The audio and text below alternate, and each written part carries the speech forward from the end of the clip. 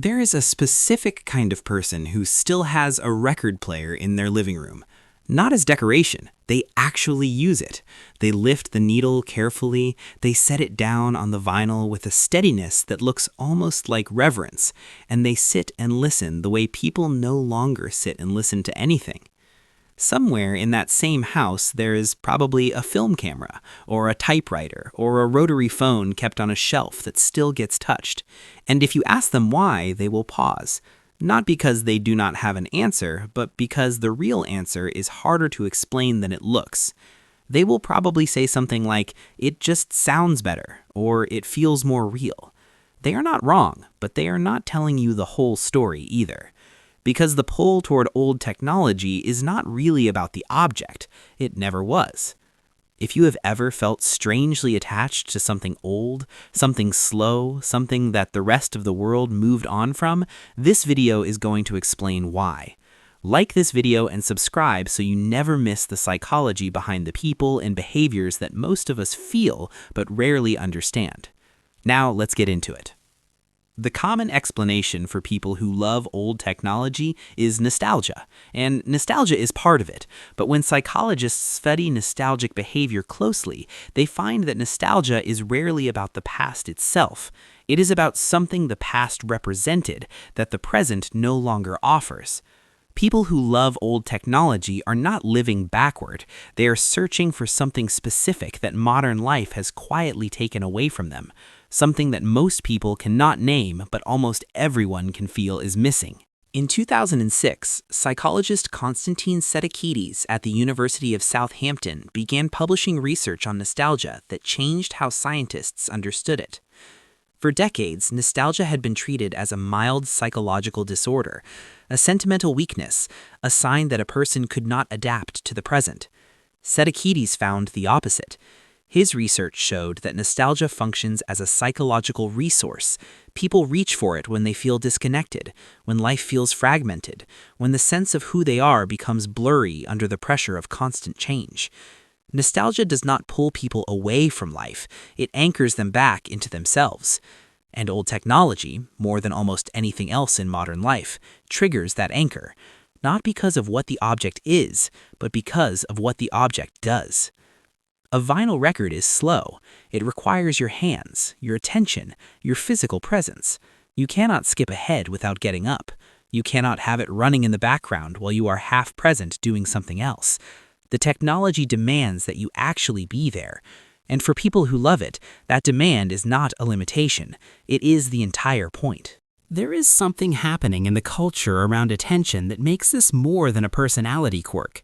The average person in the modern world switches their attention every 47 seconds when working on a computer, according to research from Gloria Mark at the University of California, Irvine. 47 seconds, and after each interruption, it takes an average of 23 minutes to fully return to the original task.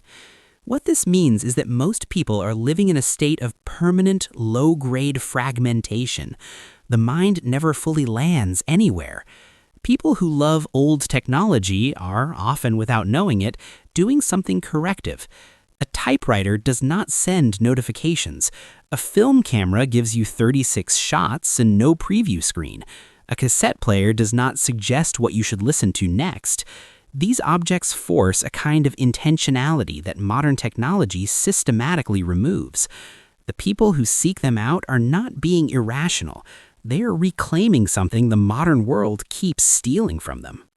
From the outside, this trait is easy to dismiss. People see someone choosing a slower, less convenient, objectively less efficient way of doing something, and they read it as eccentricity or as performance.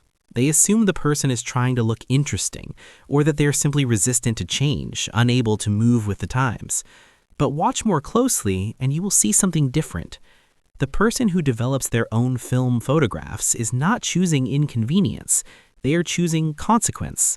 Every shot costs something. Time, money, attention, and so every shot means something. The person who writes on a typewriter is not rejecting computers. They are choosing a tool that does not give them 40 open browser tabs and the entire internet as an alternative to the hard sentence they need to write. The choice is not about the past. It is about the quality of presence in the present. For many people, the attachment to old technology carries an emotional thread that runs back further than they realize. The record player that belonged to a parent, the camera that a grandparent used to document a family, the radio that played in the background of a childhood kitchen on Sunday mornings. Psychologist Chip Walker, who has studied the emotional power of objects, found that possessions become emotionally significant not because of their function, but because of the human experiences that surrounded them. The object becomes a container. It holds not just memory, but feeling. The specific feeling of being in a room with people you loved before life got complicated, before time moved so fast. When a person puts on a record, they are not just playing music, they are, in a very real psychological sense, opening that container. That is why the sound matters less than people think. The ritual matters more. The act of being deliberate, of slowing down, of handling something carefully, that is the experience the brain is reaching for. There's also something happening with identity that deserves attention. Psychologists who study material culture, the relationship between people and the objects they surround themselves with, have found that objects function as identity anchors. They externalize who we are, or who we want to be, or who we used to be before life changed us. In a world where so much of identity lives online, where selfhood is performed through feeds and profiles that are constantly shifting, old technology offers something unusual: permanence. A vinyl record does not get updated. A film photograph does not disappear when a platform changes its algorithm. A mechanical watch does not need a software patch.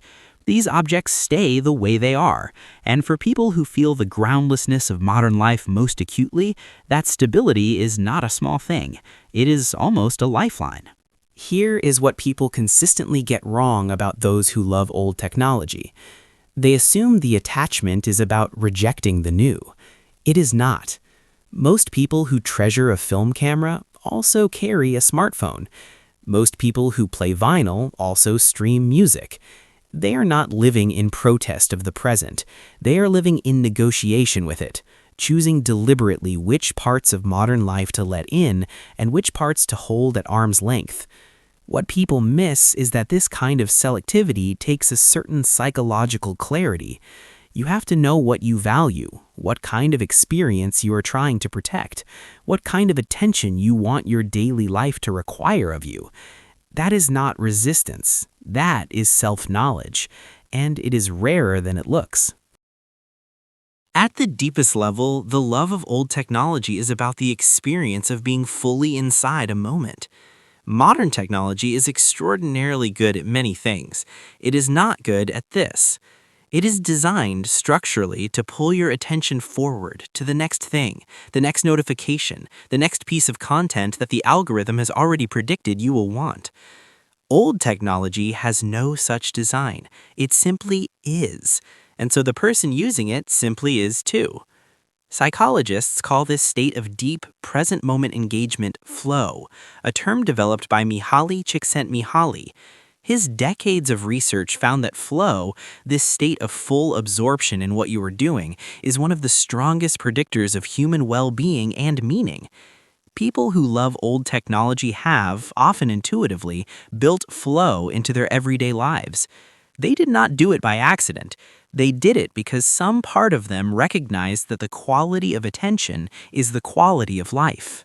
So if you are someone who still plays records, who shoots film, who keeps a typewriter on a desk that other people find confusing, understand this. You are not behind. You are not being sentimental or irrational or stuck. You have identified something that the modern world moves too fast to notice, that the way you pay attention shapes the life you actually experience. The objects you are drawn to are not relics. They are tools for a kind of presence that is increasingly hard to find. And if someone in your life looks at your record collection or your old camera and smiles like they do not quite understand, that is okay. Not everything worth doing needs to be explained. Some things just need to be lived. Share this with someone who still chooses slow on purpose. They will know exactly why it matters.